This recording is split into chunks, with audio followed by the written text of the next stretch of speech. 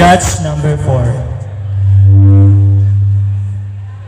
Hello, good evening, candidate number 5. Ni hao.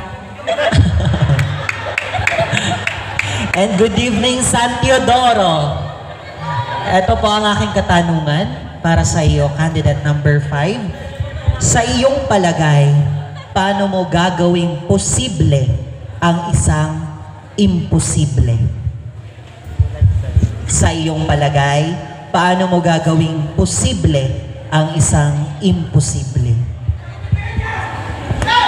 Sa akin pong palagay, magagawa kong gawin ng imposible na posible kung paghihirapan mo isang bagay, kung bibigyan mo ng oras o ng sipag at tiyaga, may nilaga.